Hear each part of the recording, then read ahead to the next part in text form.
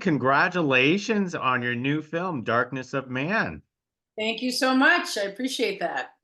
It's such an enjoyable film, but we have to hear it from you. Is what initially attracted you that you wanted to do this project? Yeah. Well, of course, it's Jean-Claude Van Damme.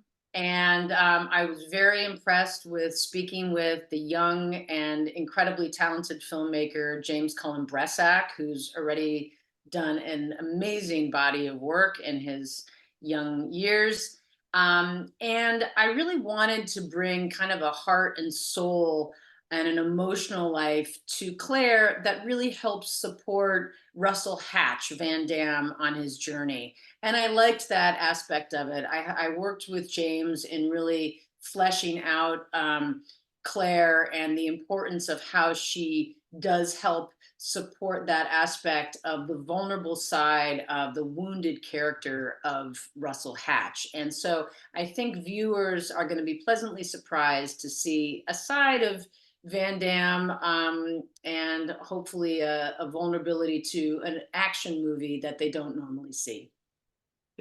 This film is actually interesting for Darkness of Man because it is a noir movie, and when Claire first pops up in the film, I almost thought she was like a femme fatale type of character because this was a noir type of movie. Yeah, you could that's a good point. You could see that from the beginning because you don't really know yet like what's her role in all of this. And the beginning scene and the opening scene is very different than you see her for the rest of the film. So, yeah, you're not really sure what it is going to be yet.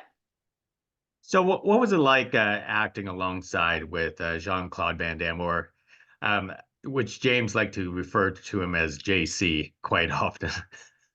He's really wonderful. I mean, he's got a big heart, and I think that was really my takeaway from my experience of working with him. He's got a real softness and vulnerability that he allows us to see in this film. And sometimes actors, especially in the action genre, have certain stigmas around that, and he didn't. So that was very refreshing. So as an actor yourself, how do you draw, those type of emotional scenes with, actors who come from an action background? And sometimes I always think like you come from an action background because, like Blood Rain and In the Name of the King, or even Terminator itself. So how do actors actually do it to draw the emotions, to draw that, that dramatic scenes out? I think I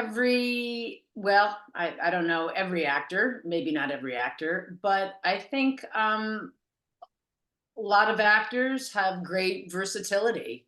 And it's really just going for what the scene calls for and being present with yourself and with the other person, and really being clear on where the scene is going, and then just allowing it to unfold. Now, I want to say the most challenging actor that you had to do in this film was with the cat. Yes, yes. Cats, animals are always challenging, and this cat was no different in that regard. So, we're trying to get what we want with the cat, and we're trying and we're trying and we're trying, and we finally get it in the end. And then I realized, oh my gosh, the cat just peed on me. So but luckily that was at the end, and we got what we needed. So then we were done with the cat.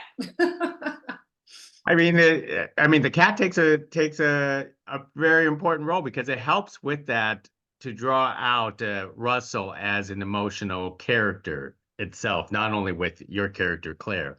It's true. It's true. We would not imagine this kind of rogue assassin, gun for hire to have a cat, but it does. It shows that there is this softer side to him, and it gives.